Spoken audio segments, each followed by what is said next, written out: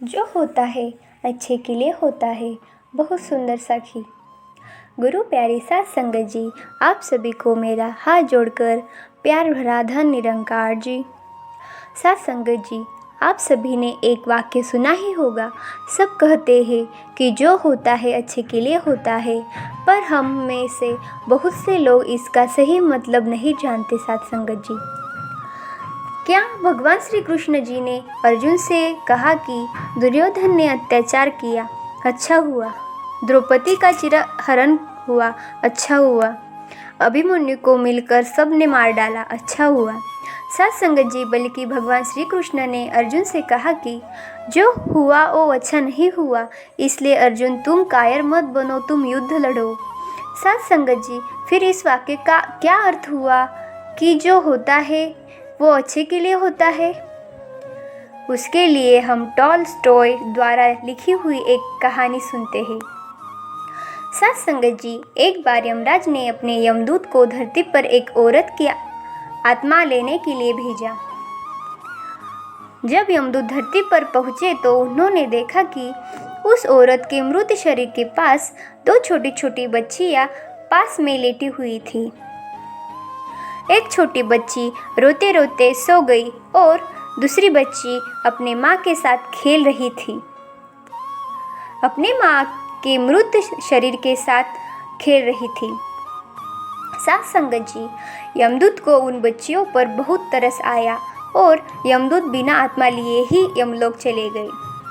और यमदूत ने जाकर यमराज से कहा कि प्रभु, क्या ऐसा नहीं हो सकता कि उस औरत को कुछ समय और जीने दिया जाए, क्योंकि उसकी दो छोटी छोटी बच्चियां हैं और वो बच्चियां अनाथ हो जाएगी, क्योंकि उनके पिता की पहले से ही मृत्यु हो चुकी है। साध संगत जी, यमदूत की बात सुनकर यमराज ने कहा कि तुम अपने आप को भगवान मत समझो। भगवान ने पहले से ही सबकी जीवन और मृत्यु का समय निश्चित किया है। यमराज ने यमदूत से कहा कि तुमने उस औरत की आत्मा ना लाकर पाप किया है, तुम परमात्मा के काम में विघ्न डाल रहे हो, इसके लिए तुम्हें सजा भुगतनी पड़ेगी। साध संगत जी, यमदूत को लगा कि उसने कुछ गलत नहीं किया। यमदूत सजा भुगतने के लिए तैयार हो गया था। यमराज ने कहा कि तुम्हें धरती पर जाना होगा और तुम तब तक धरती से यमलोक तक वापस नहीं आ सकते जब तक तुम अपनी मूर्खता पर हंस ना दो। साध संगत जी, दूसरों की मूर्खता पर अहंकार हंसता है, लेकिन अपनी मूर्खता पर अहंकार टूटता है। साध संगत जी, इसे दोबारा सुनिएगा कि दूसरों की मूर्खता पर अहंकार हंसता है और अपनी मूर्खता पर अहंकार टूटता है। यमदूत सजा भुगतने के लिए धरती पर चले गए। यमराज ने उन्हें, सर्दी का समय था, ज़्यादा वस्त्र भी नहीं थे। यमदूत धरती पर ठंड के मारे ठिठुर रहा था कि तभी वहां से एक व्यक्ति जा रहा था और उस व्यक्ति को यमदूत को देखकर उस पर दया आ गई और उस व्यक्ति ने सोचा कि इतनी सर्दी का मौसम है और इसके पास कपड़े भी नहीं है। साध संगत जी, वो व्यक्ति अपने बच्चों के लिए बाजार से कंबल खरीदने गए थे और उनके हाथ में कंबल था। उस व्यक्ति ने तरस खाकर वो कंबल यमदूत को दे दिया और अपने साथ अपने घर चलने लगे। और चलने के बाद कहा, जब वो व्यक्ति अपने घर पहुंचा तो वहाँ उसकी पत्नी ने पूछा कि क्या तुम बच्चों के लिए कंबल नहीं लाए? उस व्यक्ति ने यमदूत की तरफ इशारा करते हुए कहा कि इन्हें कंबल की ज़रूरत थी तो मैंने इन्हें दे दिया।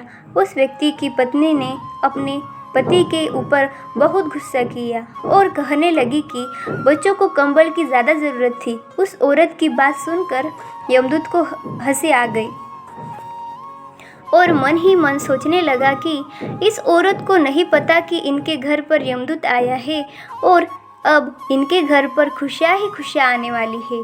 सत्संग जी वो व्यक्ति जूते बनाने का काम करता था। वो चमड़े के जूते बनाता था। यमदूत ने उस व्यक्ति के घर पर रहकर चमड़े के जूते बनाने शुरू कर दिए और यमदूत के बनाए हुए जूते सभी लोगों को बहुत पसंद आते थे। दूर दूर से उस व्यक्ति से लोग चमड़े के जूते बनवाने आने लगे और यमदूत इतने सुंदर जूते बनाता था कि हर कोई देखकर हैरान रह जाता था, क्योंकि किसी को क्या पता कि वो जूते किसी इंसान के द्वारा बनाए गए नहीं बल्कि यमदूत के द्वारा बनाए गए हैं। सत्संग जी, एक बार उस नगर के राजा ने अपने सिपाही को उस व्यक्ति के घर पर भेजा और उस सिपाही के पास एक चमड़ा था।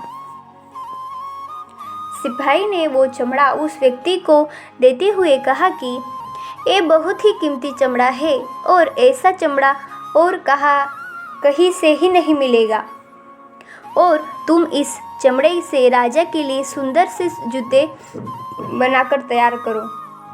सत्संग जी, उस व्यक्ति ने यमदूत से कहा कि वो राजा के लिए बहुत सुंदर से चमड़े के जूते तैयार करे। सत्संग जी, यमदूत ने उस चमड़े से राजा के लिए जूते बनाने की जगह राजा के लिए स्लीपर बना दी, और समय स्लीपर उस इंसान के लिए बनाए जाते हैं जिसकी मृत्यु हो चुकी होती है। सत्संग जी, जब उस व्यक्ति ने यमदूत के बनाए हुए स्लीपर्स को देखा तो उसने यमदूत पर बहुत गुस्सा किया और उसने यमदूत को बहुत बुरा भला कहा। यमदूत ने उस व्यक्ति की डांट फटकार सुनी तो यमदूत को हंसी आ गई। यमदूत दूसरी बार हंसा और यमदूत ने मन ही मन सोचा कि इस व्यक्ति को क्या पता कि राजा की मृत्यु होने वाली है, इसलिए मैंने स्लीपर्स बनाए हैं। जब वो व्यक्ति यमदूत को डांट ही रहा था तभी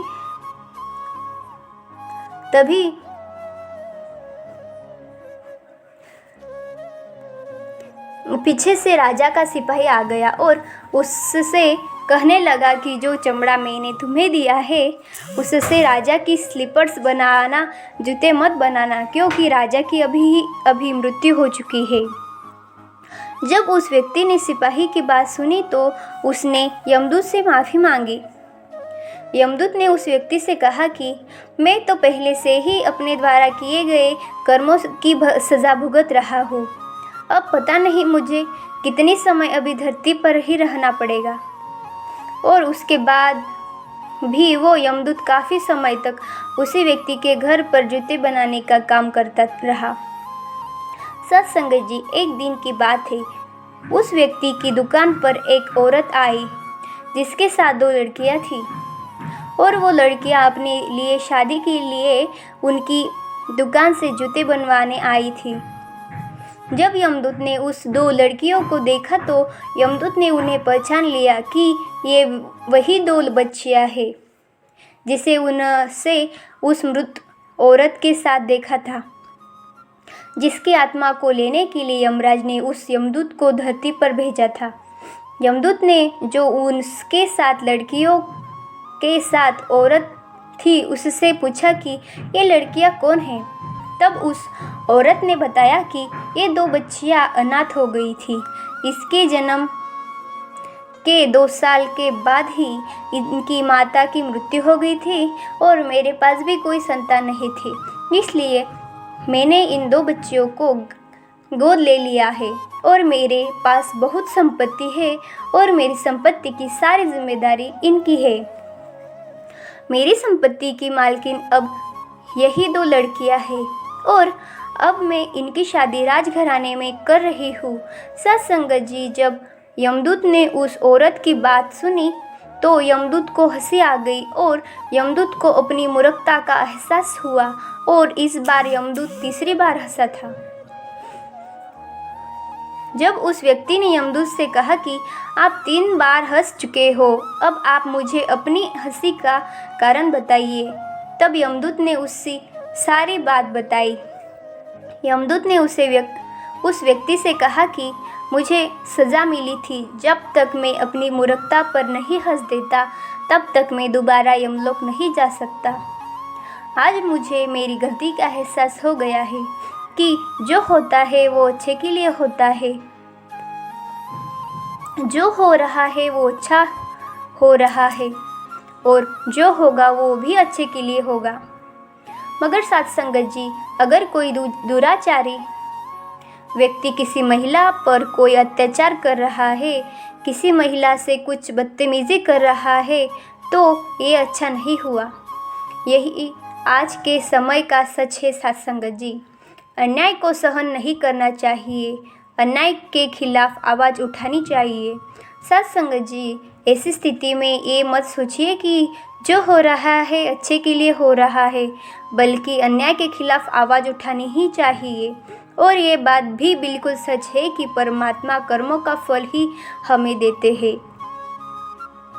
और जो भी अंत में होता है, यानी कुल मिलाकर जो भी होता है वो अच्छे के लिए ही होता है।